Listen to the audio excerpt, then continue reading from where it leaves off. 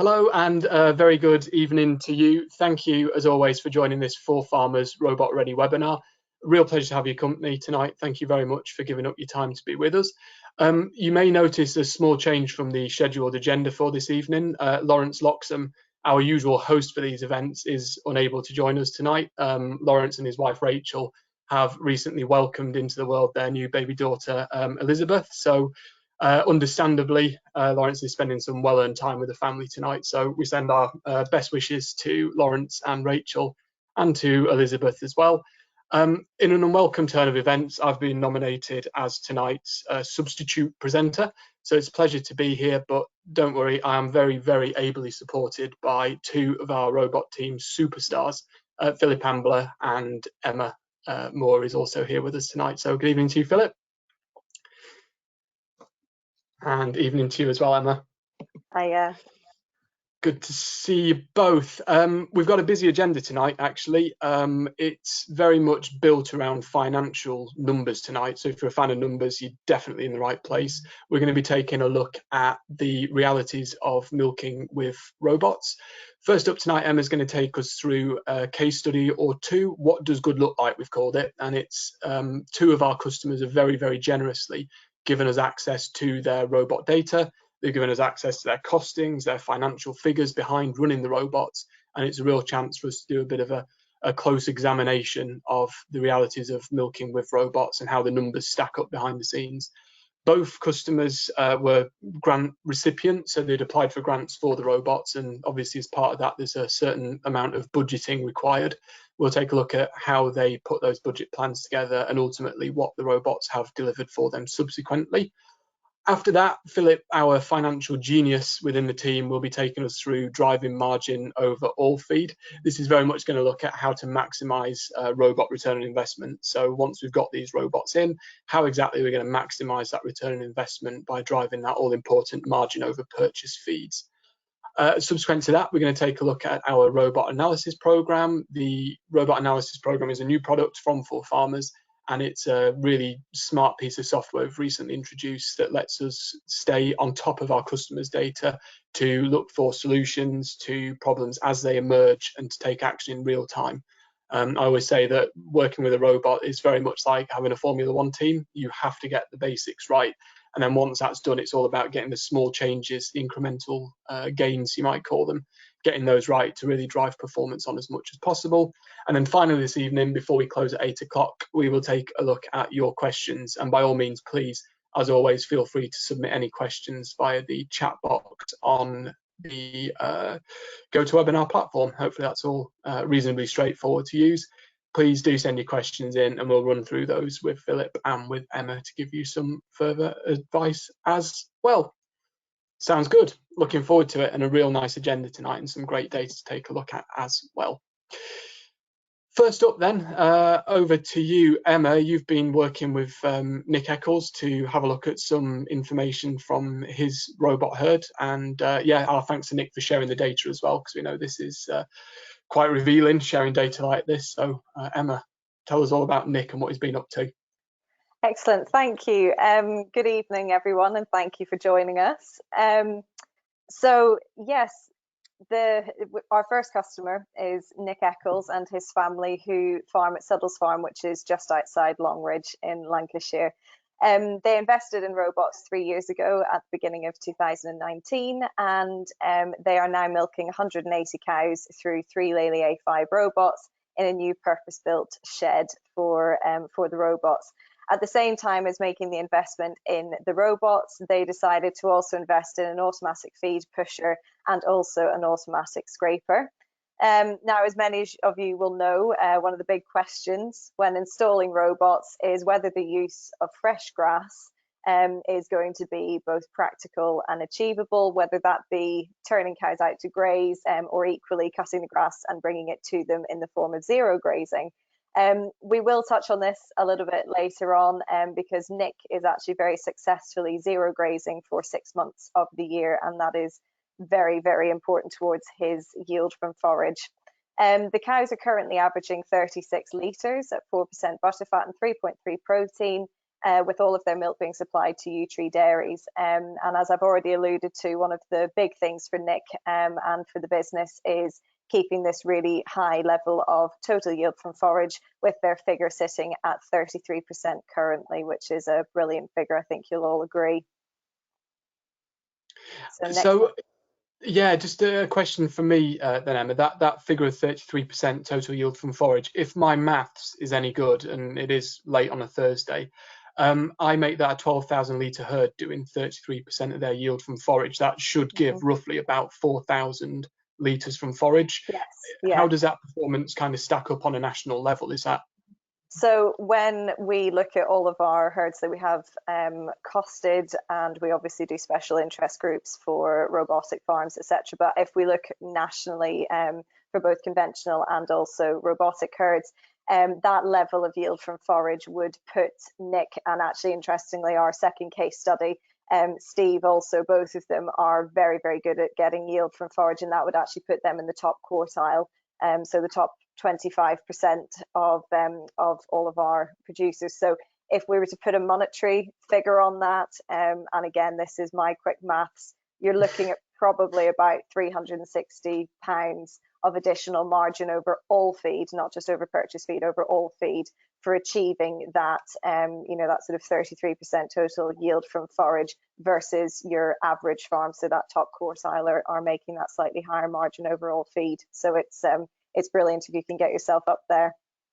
Yeah. So is that kind of lesson number one from this evening then, that the easy goal here is to just make milk from forage then with a robot herd? Yes. Don't be afraid to use and make milk from forage. I wish I'd known that.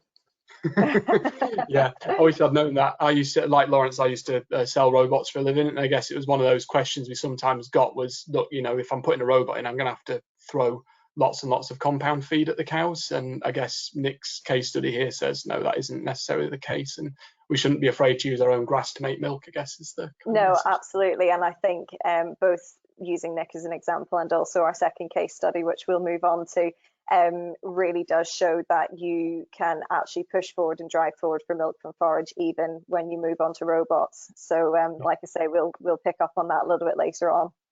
Perfect, thank you very much. Interesting case study. Yeah.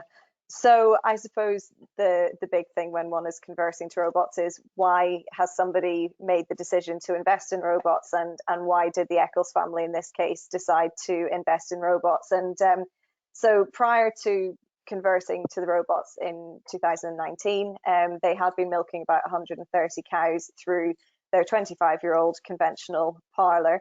And I suppose for Nick and his family, there was really three main driving reasons as to why they decided to consider installing robots rather than simply just updating their existing parlour. First and foremost, they wanted to expand cow numbers, but they had also for a long time been considering moving to 3 times a day milking so that they could increase milk yield per cow. They'd been focusing on their genetics, and so they knew that the cows were capable of producing more milk if they were to get that third milking. Unfortunately, a common problem, as we all know on farm, is staff, and so for Nick and his family, unfortunately, they just didn't have the staff to make a third milking viable. So really that was why they started considering the robots, because they could not only achieve that third milking using the robots and therefore increase their milk yield per cow, but they were also able to expand their numbers because they were going to be installing 3, and so therefore they could push that extra 50 cows through. But for Nick, I think one of the main draws of the robots as well is just the wealth of data that they provide on a daily basis. And Nick is very good at not only interpreting that real-time data that the robots are giving him, but also acting on it. So he uses it for his business decisions and effectively being able to utilize that data to really drive forward the farm margins, which again, when installing robots, that's one of the main things that producers are looking to do. So as you've already alluded to, they went through a grant application process, and through that application process, they did a budgeted forecast. And so initially they aimed that post robot switch on, they would like to achieve a 5 litre increase per cow per day from that budgeted forecast. So previously or prior to the robots being switched on, cows have been averaging 27 litres pretty consistently. within a month of switching on those robots, the cows had lifted to over 30 litres, and now, obviously, as we've seen on the previous slide, they're now 9 litres above where they started prior to the robots being installed, which I'm sure we'll all agree is a huge achievement. For one extra milk in a day, in theory, unlocking all that extra milk. Yeah. Absolutely. And is that quite a common thing that people, well, you know, in your experience of dealing with people looking to switch over to robots, is that quite a common number then, in terms of how much extra milk they want to make in order to kind of break even on the investment? Would that be in terms of what the 5 litre figure? Yeah. Not so much. I think everyone will probably have their own figure in mind. I mean, it's one of those things where it's difficult because just putting a litre figure on it sometimes won't necessarily deliver you the profit that you need in terms of the large investment that you've made. I think it's more so people will put a figure on it because that's maybe the easiest way of breaking it down in terms of, we've got this large investment on farm, so what do we need in terms of I suppose paying for that and making it profitable. So I would imagine that when Nick and his family went through this 3 years ago, it will have been a case of the milk price was X at the time, and so therefore that equated to a 5 litre increase per cow with the number of cows that they were milking. So I think it's very much individual, but in my experience it's always sort of easier to break it down to a per cow level as a starting point, really. Perfect. Makes sense. Thank you very much. So going back to our yield from forage, one of, I suppose, the initial challenges for Nick and his family when the robots were installed was how to make zero grazing a success, really. I don't think there was ever any question over whether they were going to try and utilise fresh grass. It was just a question of how they were going to do it. And so really pushing on that milk from forage and utilising as much of their homegrown forage as possible was still obviously one of their main business aims. So like I say, it was just a case of how they were going to make that work. So really, I suppose this is where all of that data being provided by the robots really came into its own, was that as the grass was introduced, it meant that visits and milk yield and so on could all be monitored in real time as that grass was gradually introduced into the base ration. But interestingly, one of the main pieces of data really that was crucial was actually the weight data that was coming from the weigh cells that had been installed underneath the robots. So Nick had decided to install the weigh cells and collect all of that body weight data as well when the robots were installed. And when the grass went in, this data actually started to show that the cows were losing body condition when the grass had gone in, and obviously we don't want cows to be losing condition. So by being able to capture that data before it was maybe seen in terms of an actual body condition score on the cows, protected fat was put into the base ration to prevent this loss of body condition. And like I say, the fact that Nick picked up on this so quickly by being able to look at all of the graphs and the data that was coming through about cow weight, it meant that the problem had not only been picked up, but also it was solved before it created any kind of major impact on health, fertility, production, and so on. So that's really where it kind of came into its own. And so since then, there's no protected fat in the diet now. It was just initially as that sort of bedding in period of putting the grass in was worked out, really. So now the summer diet is simply a buffer of grass silage and blend with the grazed grass and then the concentrate through the robot. So, you know, that body weight loss was only really a transient thing. Makes sense, yeah. And so that those weighing scales aren't necessarily something that come as standard anymore with the robots? No, they're not. I believe, and you can probably correct me on this, I believe that on A3 Lely robots they are standard, but from the A4s onwards they're not. I believe I'm right in saying they're about £4,000 per robot to be installed, and anyone that I know that has installed them finds that data incredibly useful, because the point that Nick made about the weight data was that we can obviously walk cows, he'll be walking them daily on, you know, a nutritionist walking them monthly will notice body condition changes. However, the cow could have already lost weight by the time we actually see the change in her body condition. And so the point obviously that Nick had made was the fact that he was able to pick up on this kind of this trend that was starting, but it was before any of us would have noticed it, and so actually we caught the problem before it became too much of a problem, really.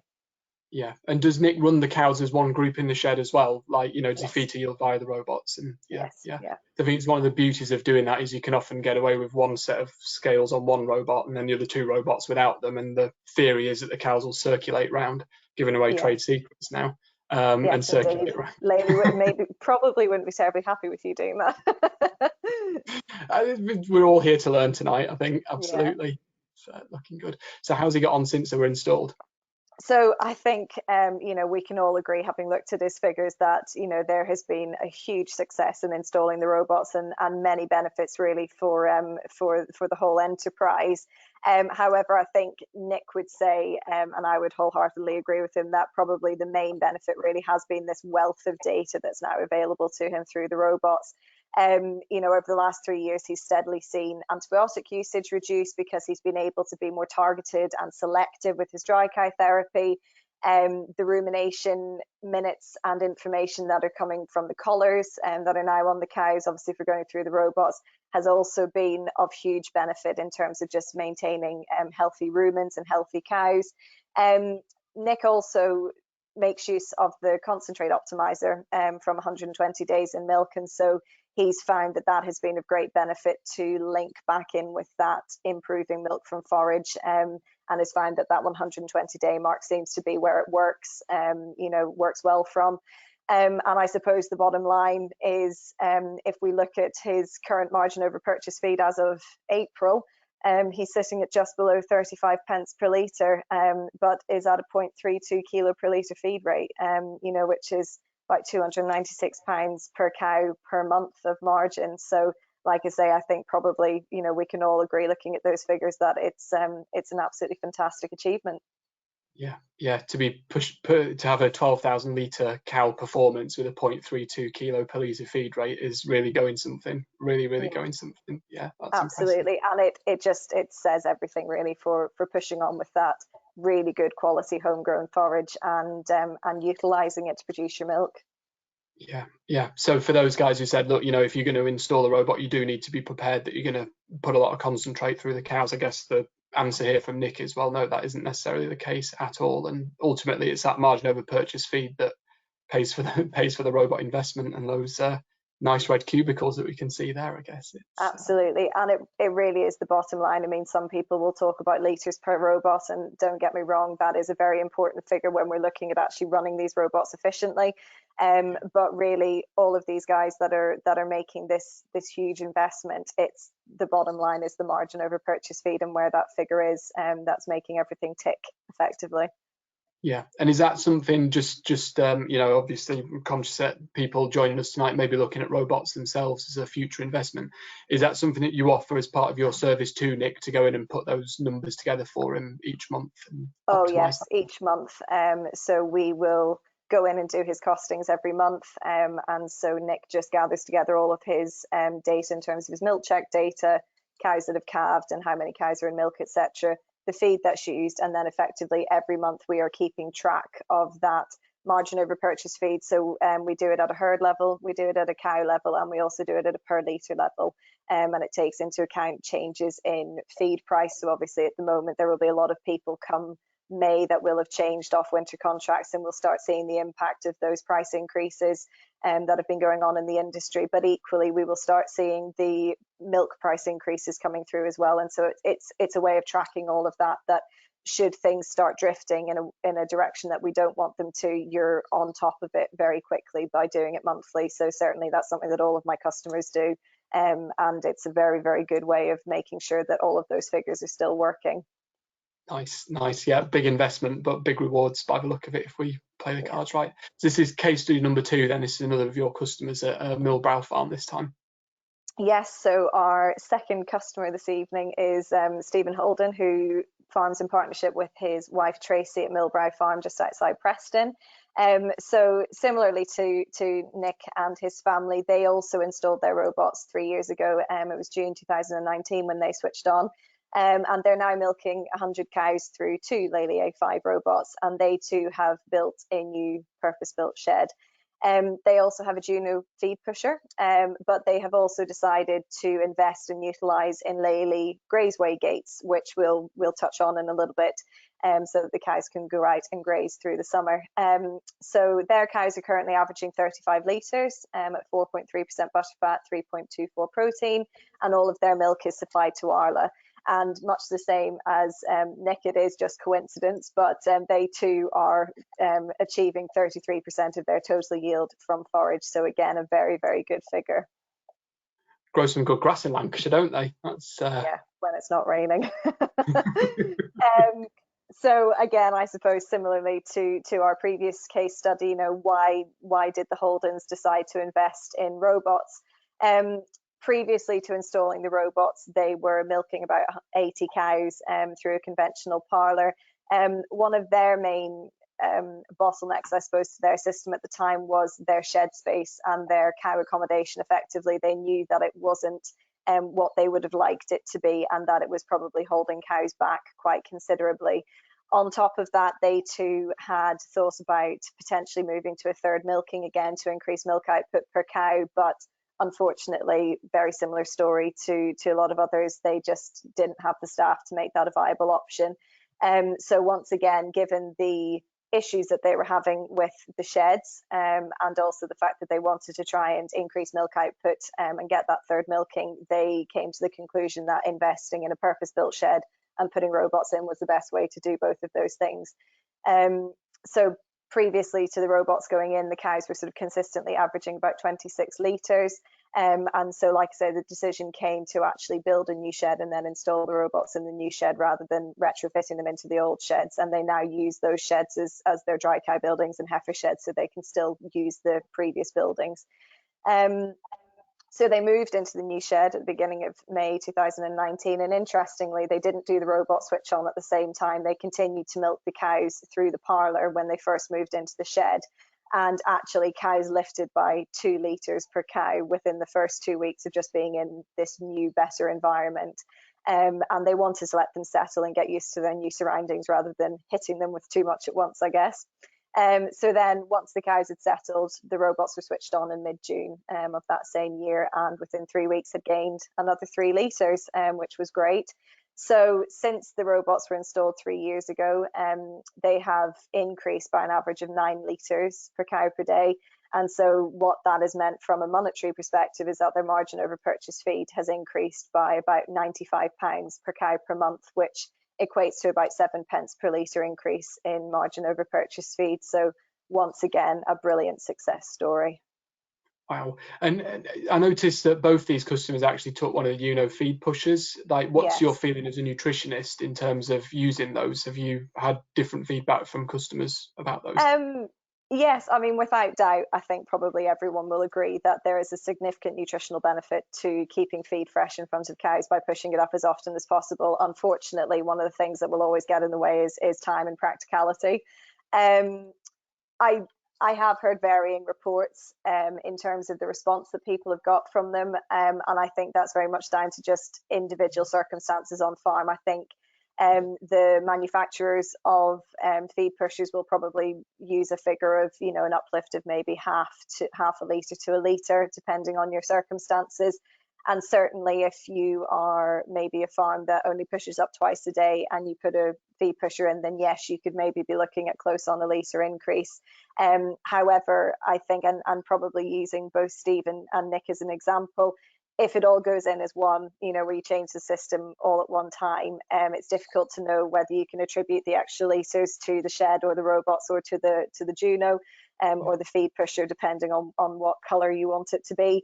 But, you know, without doubt, someone that's doing a good job already may not necessarily see a full litre increase, but I do think that there's an argument that probably feed pushers come into their own at night.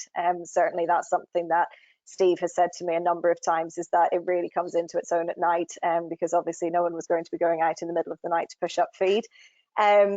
I guess there's also an argument of it's probably more efficient and environmentally friendly than a man on a tractor doing it, and equally less disruptive to the shed. The cows get used to this little thing that's just sort of wandering around the shed and pushing up feed. And certainly from a nutritional perspective, I would find that, say for your freshly calved heifers, it'll just maybe give them a little bit more TLC, instead of them having to jostle in the melee with all of the other dominant cows at feeding out time. They know that they don't need to go and jostle at the same time and be pushed around. They can come back later on and they'll still be fresh feed there. So I'm a big believer in them, but like I say, I wouldn't necessarily say to people, oh, you're definitely going to get a litre or a litre and a half, because like I say, that's very much dependent on what you're already doing, and how much you're pushing up already, but there's definitely benefits to it, yeah.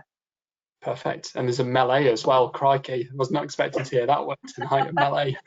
Yeah. So we, I suppose we now move back to this focus, I suppose, of increasing margin over purchase feed and, you know, really utilising our own homegrown forages, but particularly in the form of grass, fresh grass. So where obviously Nick in our previous case study was zero grazing, so cutting the grass and bringing it to the cows.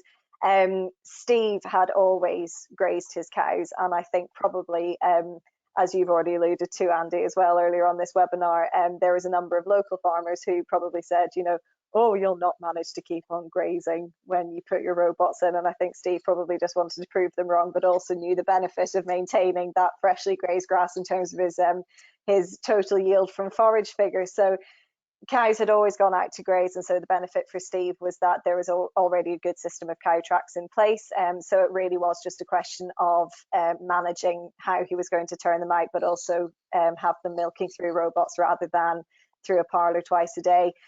So he invested in the grazeway gates and installed them fairly soon into the sheds, and again, that was where the robot data really came into its own, because he was able to monitor things like yield and visits as the cows were training to go in and out of those grazeway gates. And he said that they learnt very, very quickly. You know, it didn't even take them a week really to learn where they were going.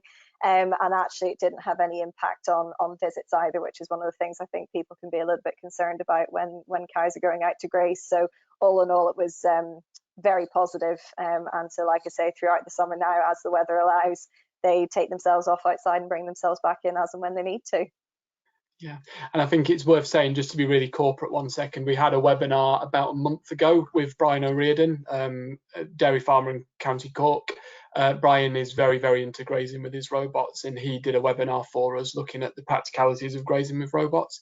If you haven't seen it, if you search ForFarmers YouTube, you will be able to find the video on there of Brian talking about specifically how he uses the robots. He gives a really good in-depth guide to how to get the best out of grazing with robots as well, because I appreciate it's a big topic area and we've only a couple of minutes there just to take a quick, real quick view at how that works. So, thank you very much, Emma. Very much appreciated. Awesome job. Really lovely to hear about that. Thank you very much. Have a well-earned cup of tea. I know Emma will be joining us again later on this evening to run through any questions that we have as well. So feel free to use that chat box there and enter any questions in that you'd like to ask.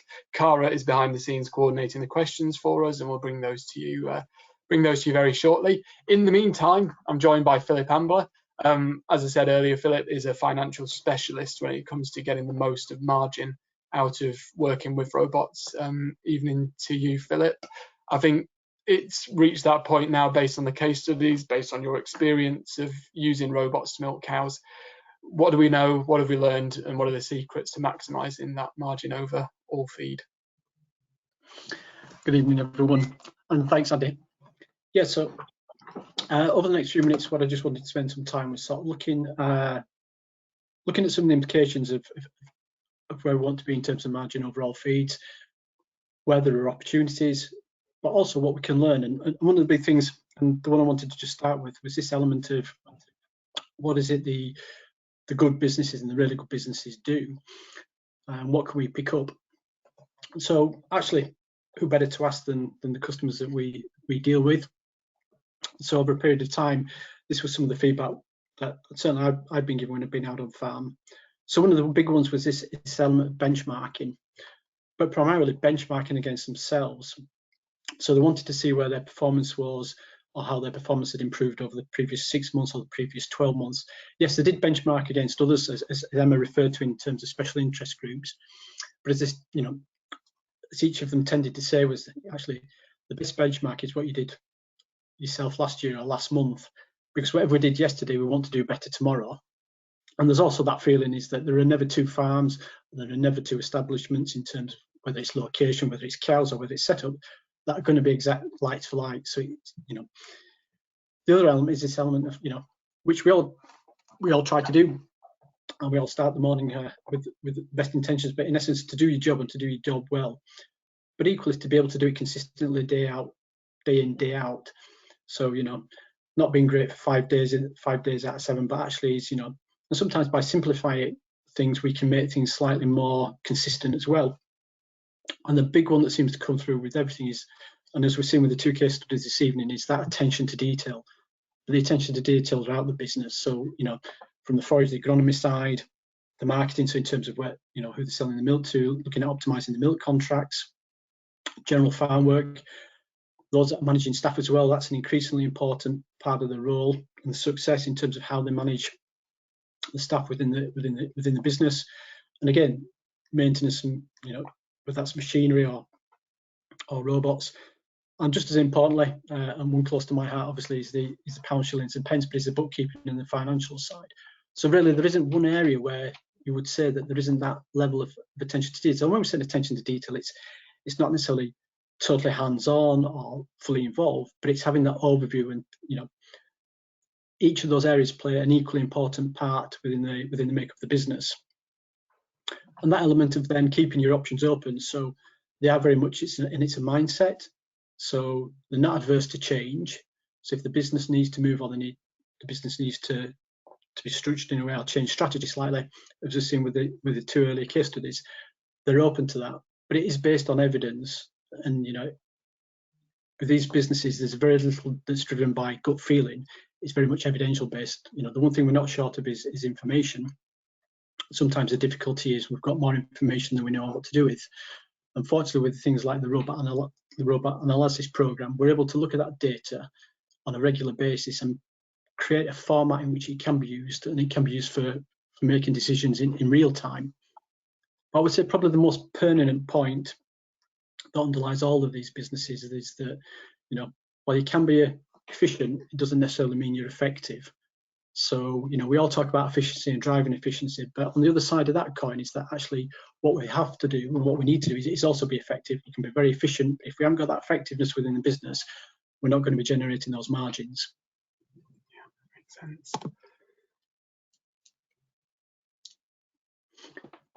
So when we start saying in terms of looking at this focus on margin per cow, it's nothing more complicated than, in essence, it's my milk sales, so my milk price times my yield minus my ration cost. When I say the ration cost, that's all feed. So, you know, there's no feed that's cheap. You know, forage, there's a significant cost to growing and producing quality forage, so we need to maximise the value.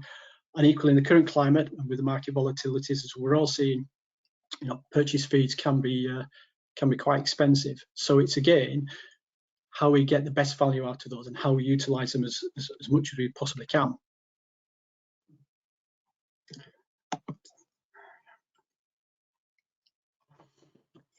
So that brings us on to then when we're actually looking at ration cost. So understanding the cost of the forage and the true cost of the forage to the business. So whether that's quality, whether that's quantity, how the two balance out, and also with regards to the compound or any purchase feed costs. Again, it's the quality of that feed and the cost of that feed. So in essence, what we're not really talking about is cost per tonne, but we're actually talking about cost per unit of energy or cost per unit of protein. And what we're trying to develop and what we're trying to put together within the diets and the rations is the most cost-effective solution, but also the most effective nutritional solution. And by understanding those 2 elements, then we can actually make diets that perform and drive that margin. If we go too much one way or the other way, we don't tend to get the performance, we don't tend to get that utilisation that we're talking about. So we might have the efficiency, but we don't have the effectiveness of the diet. And I guess it's that those guys both performing at 33% of milk from forage. Is there a financial benefit to having that much forage in the diet actually performing and pulling its weight in that regard? Yeah, certainly. I mean, forage makes up the vast majority of the diet. So if we can get the forage to work, or if we can optimize the forage by balancing it and matching it against the compound, whether that's whether that's a little brown nut or whether that's a blend, then actually we can actually get real value out of the forage, or more value out of the forage, by actually making it work hard. And in essence, I think it's sometimes, I'd say it's probably, it sounds very easy to say, but it's about removing some of the barriers we inadvertently put in place, whether that's in front of the cow or whether that's in front of actually the forage performance or the ability of the forage to perform. And certainly with access to dry AR and the OptiFeed program that we use for rationing, significantly more understanding now of how forages perform or how forages are utilised in the rumen gives us another stage on then in terms of solutions as well that we can drive through rationing. Again, be that a compound or be that a blend or be that a moist feed or another nutrition solution we can bring to the party. Yeah, makes sense. So I think I referenced earlier on, it's one thing we're not short of is information or data, and trying to capture that in some sort of schematic was really just to give you yourselves an indication of all the information that we pull into when we talk about rationing and developing rations for cows.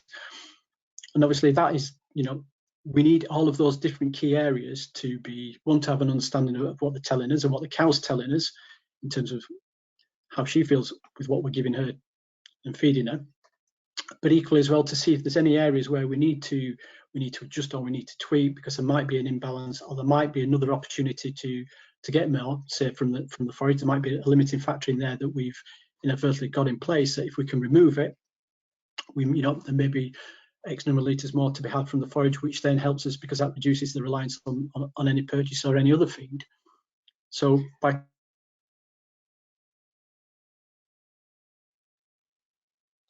trying to bring all of those together, it looks rather complicated. But yes, on the face of the things, we just wanted to straight back over the next few balancing factor ones that we would pick up from a nutrition point of view. But equally, when we're looking at feed type and quality, there are things that can be done elsewhere in the system as well. And back to that attention to detail that give us the building blocks and basically the springboard to allow the potential.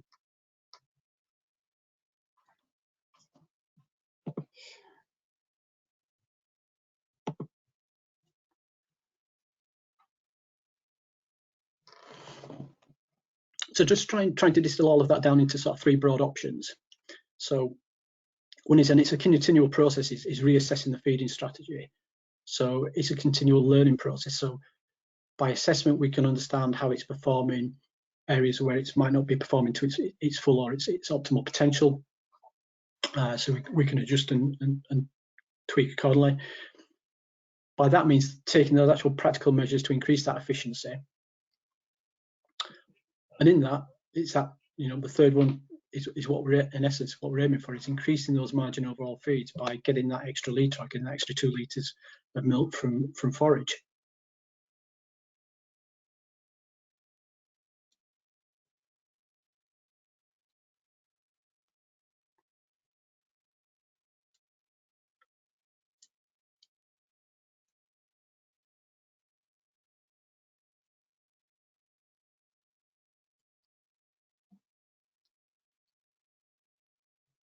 This is always everybody's worst nightmare, is the little issue with the internet connection there, Philip. Sorry, I don't know if that's my end or your end there, so apologies.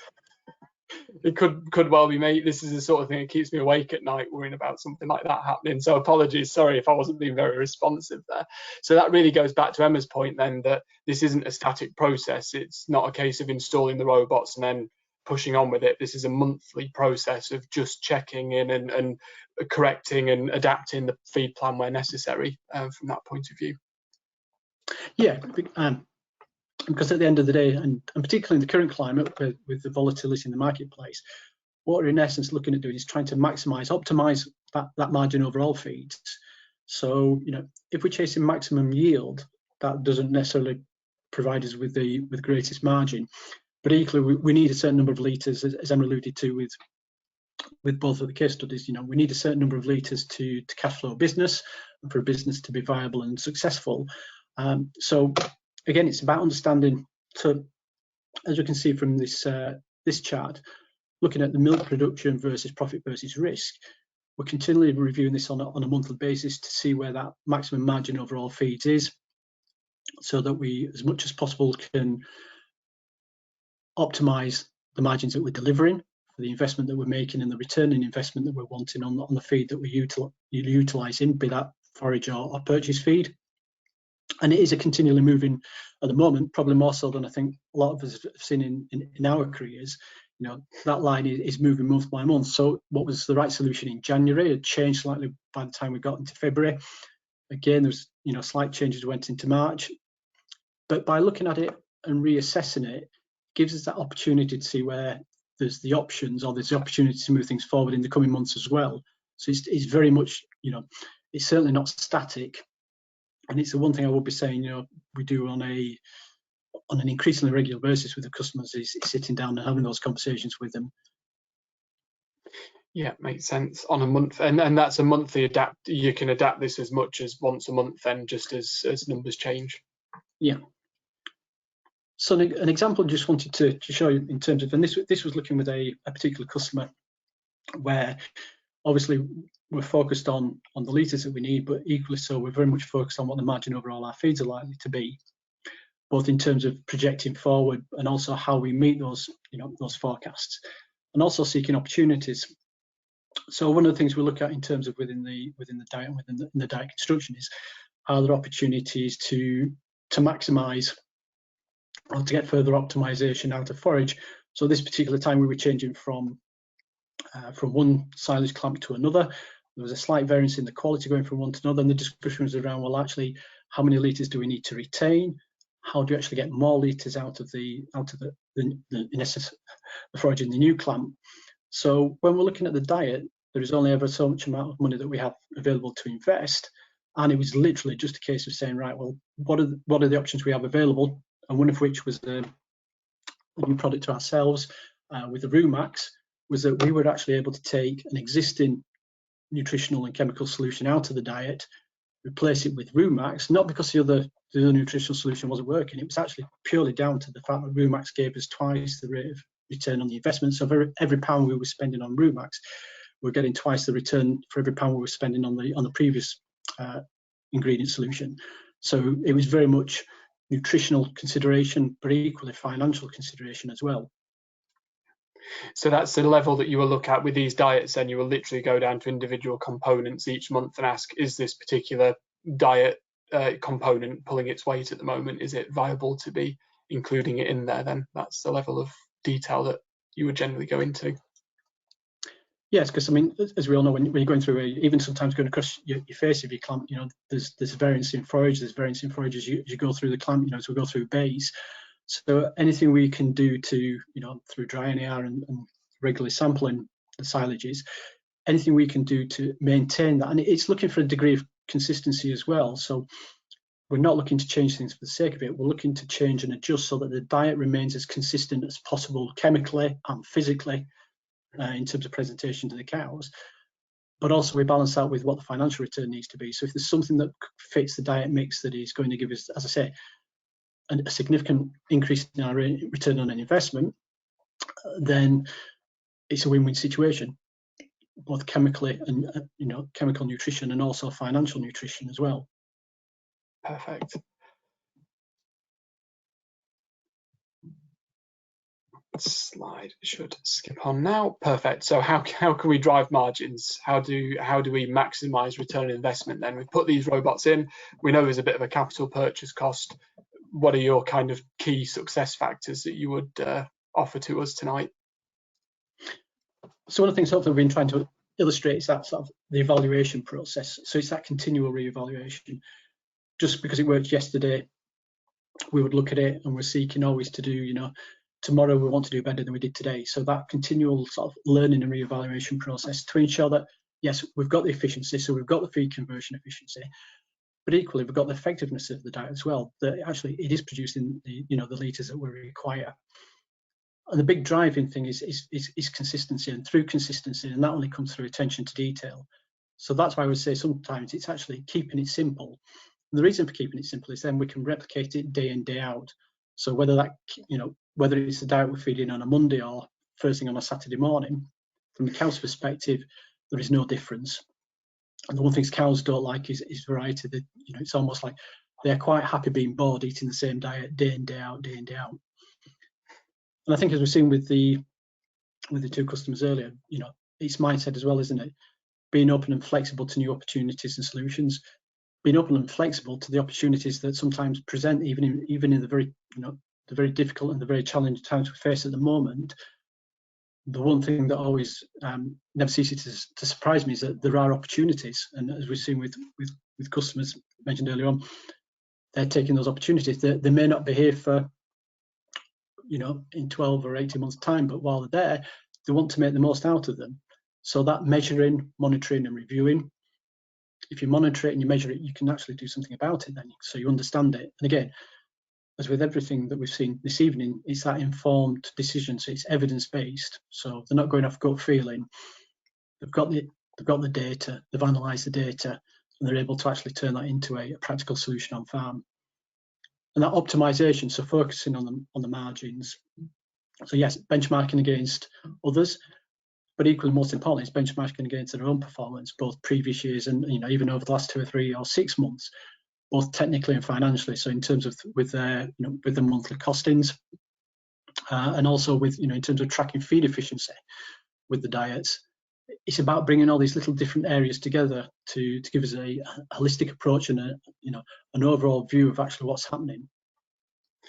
So it's not chasing vanity litres, then it's saying, are these profitable litres that we're producing through the robot? Then I guess is the key message there. Yeah, because we want, you know, we want the first litre just to generate as much margin as the final litre that goes through, you know, that goes through the robot. So, you know, in terms of actually, and sometimes these things are very easy to say out there. So in terms of, you know, obviously forage makes up the biggest portion of the rations and the diets that cows are eating. So, I mean, obviously being palatable and attractive.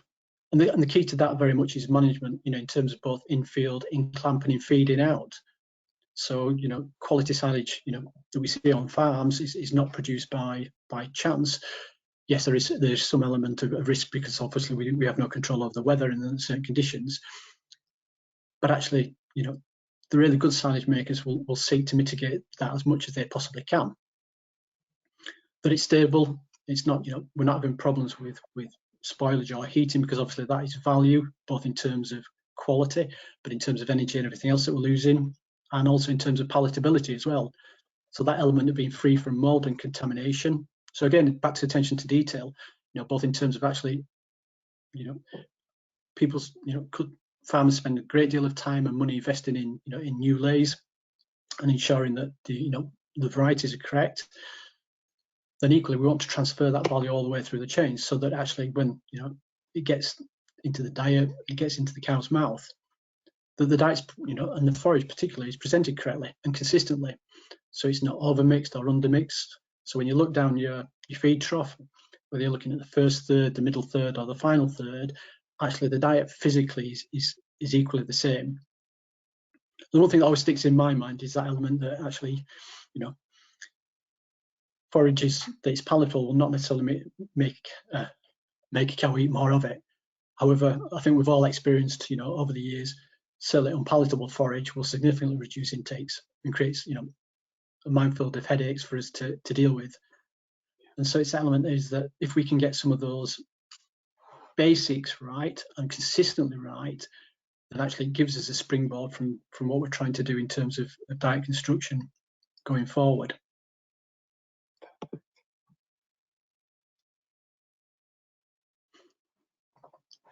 So I guess one of my pet favourites when I'm ever out on farm is the dry cows. To me, they're the most important animals on the farm. And sort of, you know, and the reason why I say prepare is in essence what we do in that dry period, in particular that's last 3 weeks as we transition those animals into, you know, into calving down and then into the milking herd. That's where it's all won or lost. So we can have done all the things we've just mentioned in terms of forage. We can do all the things we've mentioned in terms of diet construction. So we've got the perfect diet, we've got the best forage. But if we don't get that last 3 weeks right, then in essence all that good work is undone. So, you know, some fairly simple things, you know, The optimum dry period is 8 weeks. So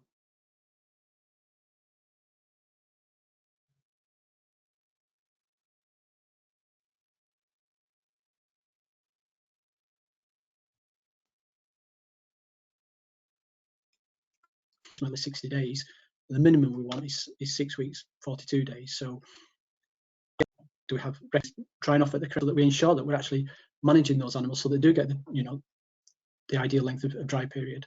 And again, environment, as we, you know, we've seen with both case studies tonight, environment plays a massive part in all of this. So in terms of that, you know, with dry cows, have they got sufficient space? So, you know, minimum of 8 meters square per animal, ideally 10 square meters,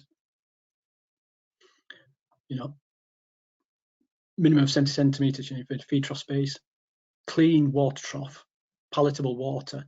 Again, you know, one thing I would always say is, you know, if I'm prepared to drink out of a water trough, then it's good enough for a cow to drink out of. If I'm not prepared to drink out of the water trough, then really should we be expecting a cow to drink out of it? And it's all those, you know, those simple things that sometimes, and I appreciate, you know, with the best in the world, there are times when we have pressures in systems when we're not able to achieve that. And that really brings home then the impact that does have on performance, both in terms of litres, but also in terms of dry matter intake. You know, we talk about having sufficient space. Cows need a certain amount of exercise, physical exercise. So it reduces the need for, so, you know, reduces fatty acids in the blood. So it goes into the muscles. That helps because that increases our dry matter intake post-calving. Monitoring, you know, condition scoring, particularly so drying off. Are we drying cows off in the right condition? And again, feed presentation, you know, their diet is just as important as a milker's diet. Is it mixed correctly?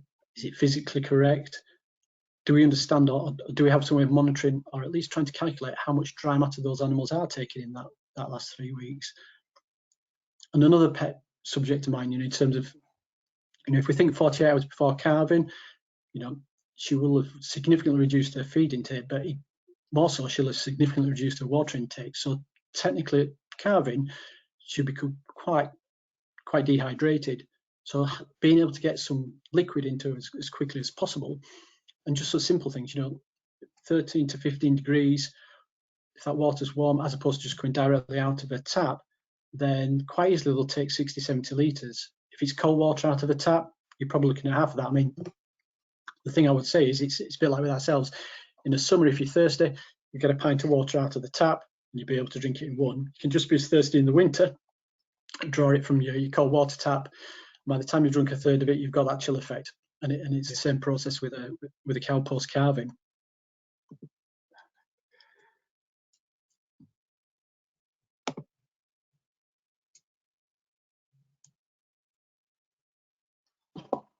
And just moving on then, you know, the next stage. So the focus on the most productive cows. So, you know, as we can see there, you know, that first 100 days is crucial. That's 50% of my lactation. So hopefully I've got my forage right, I've got my diet right, I've got my last 3 weeks of my dry period correct. So I've given them the most ideal opportunity to perform to their natural potential. So then I just need to get that first 100 days right as well. And that gives me the springboard then again, you know, the next 100 days and the next 100 days beyond that.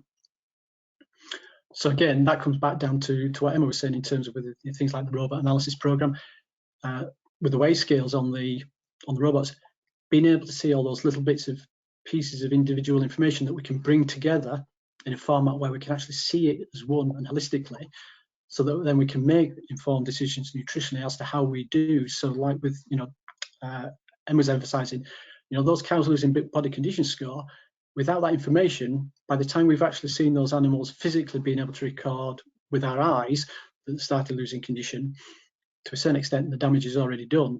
So whatever we've taken off them at that point, we've then got to spend 3 times the investment to get them back to where they need to be. But if we can spot it at an early age, at an earlier stage, we can actually remedy that slight issue before it becomes an issue. And again, as it says, it's nothing more really than attention to detail, just honing in on that sometimes. Yeah, that's my new pub quiz answer, that one there about the amount of energy it takes to correct body condition score. Like, that was fascinating, absolutely fascinating. So really, in summary, just trying to pull some of that together. So in terms of yeah, across the board, you say there is a tight focus on the return on the investment and the margins that they're generating. It's something that all of those businesses focusing on. Equally, efficient purchase. So, you know, they are purchasing at the right time, but equally so, they're looking in terms of how effective the use of those inputs are. So not buying on what it's costing, but actually buying it on, is it cost effective? Is it good value? Is it going to deliver the diet that I require? Does it match the forages that I'm currently feeding at that time? The margins are used as a vital budgeting measure. So it's, you know, in terms of being able to forecast forward, and also in terms of when we're saying benchmarking. And they do seek out advice, outside advice. Now that can be from ourselves, it can, you know, people we work alongside. So, you know, the forage specialists within ForFarmers, the young stock specialists. So that ability to bring in people, and the people who've got specialisms in key areas, to look at the information, to distill and communicate the information. But ultimately, it's a farmer that, you know, retains that responsibility for the decision making. We just help to provide and to illustrate the information that's available and make it available to them in a format which makes it easier, hopefully, for them to use and understand. And by understanding those restrictions, you know, if we know where there is an issue or a problem, we can then identify the solution. We can seek out the opportunities to change and develop it so that we can move it forward. And as it says, yeah, margins, while they are a key objective, they're not the sole driver behind the business. So there will be other considerations in there. You know, for some, it will be about family and lifestyle goals, and they go hand in hand. So again, it's about that element of understanding all those key factors so that you don't overemphasize or over-focus on one particular area at the detriment to something else. So it's no good chasing, you know, margin overall feeds at all costs if actually somebody needs a little bit of slack elsewhere in the system because there's other considerations to take place, because they may not be looking for that last £10 or £15 a cow because they're looking for something else out to the system as well. Perfect. Philip, as always, that passion for the industry really shines through there. So thank you very much for that. Some really interesting points raised there. I know one of the things we focused on tonight, particularly in your presentation, Philip, was attention to detail. And Emma is back with us now just to run through a couple of examples of where our new robot analysis program has helped to find some insights that we've been able to act on in different herds that she works with.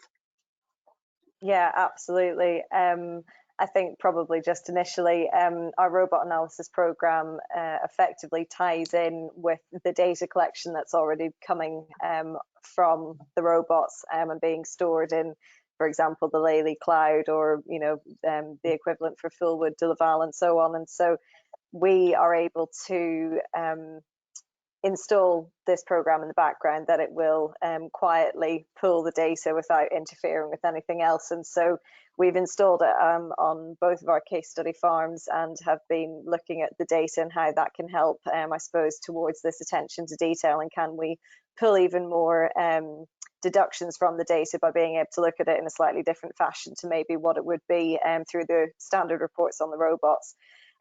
So we've got an example on each case study farm. So first of all, in terms of where it kind of came into its own for Nick Eccles at Sudells farm, was this particular graph. So as you'll see, effectively what this graph is looking at is it's charting the 7-day average of refusals against the days in milk.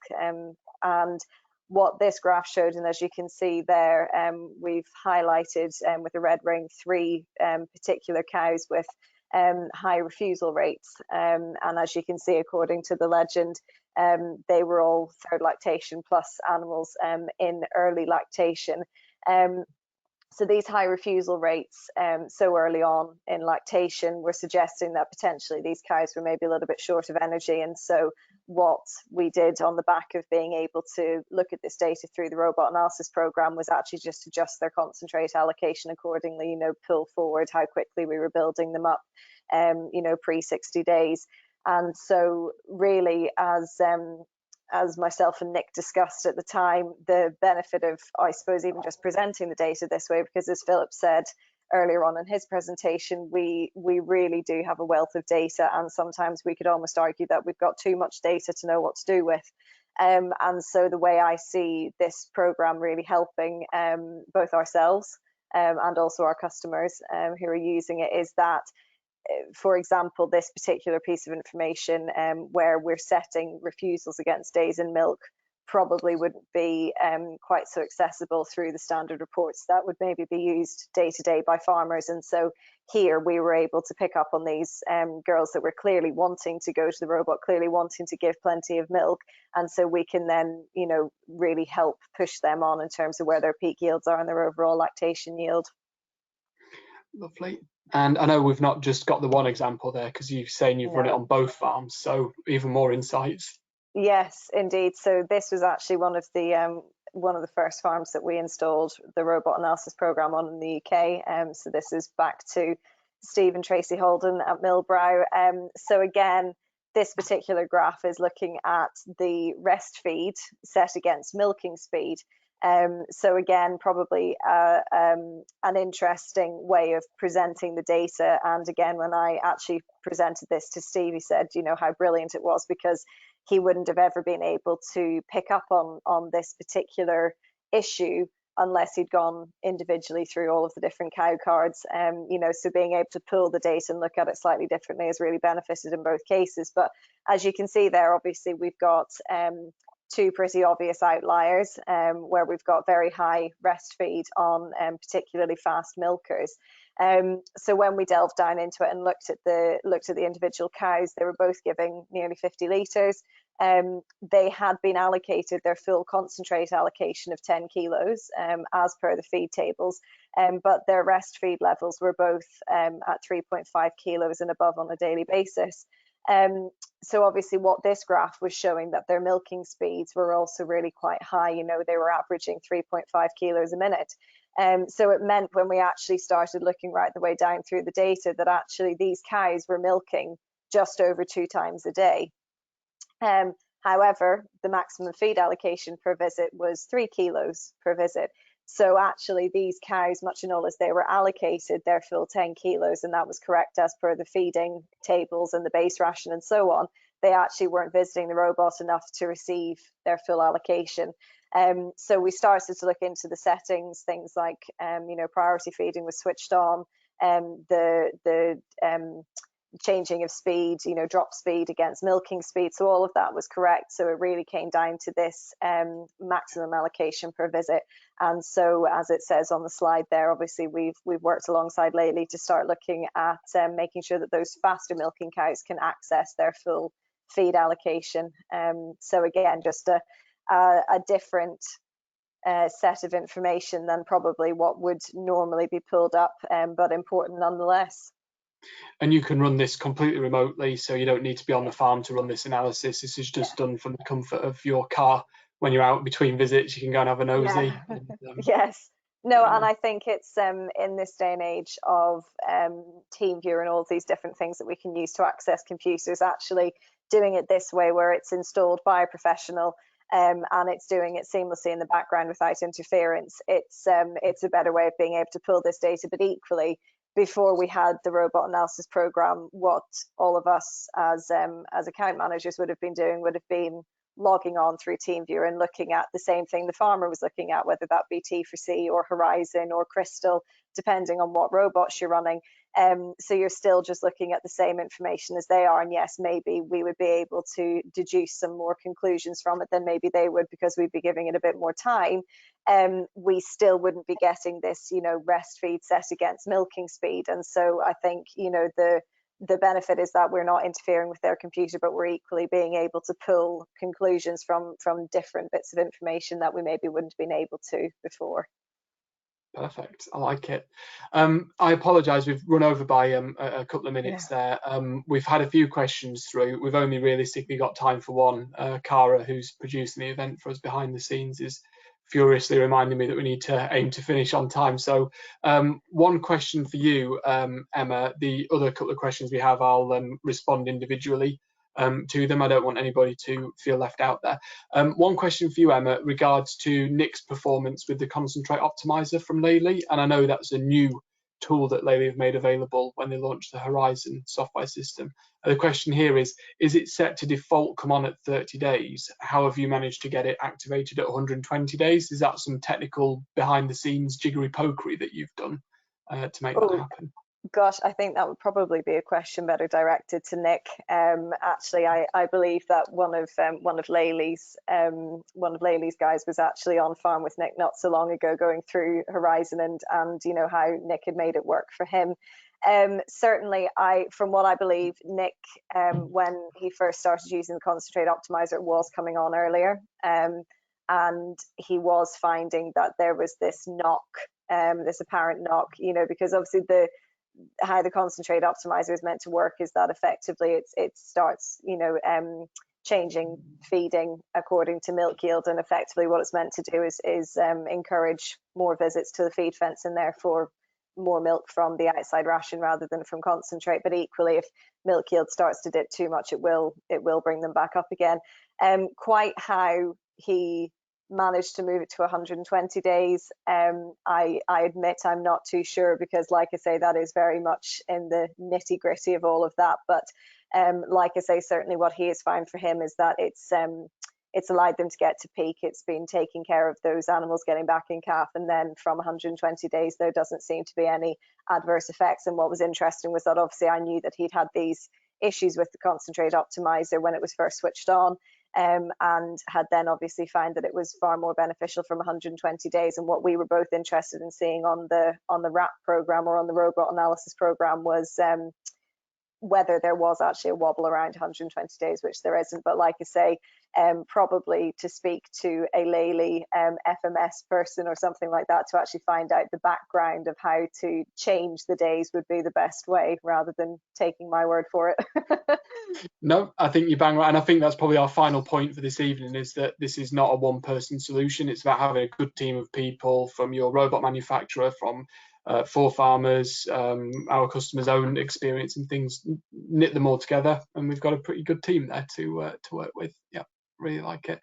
Thank you both, and sincere thanks as well to Nick and to Steve and Tracy for sharing their data with us tonight. I know it's quite a personal thing to open up the books like that, so thank you very much to our customers for sharing that data. Really appreciate it. Thank you, Emma and Philip, for giving up your evening tonight to be with us.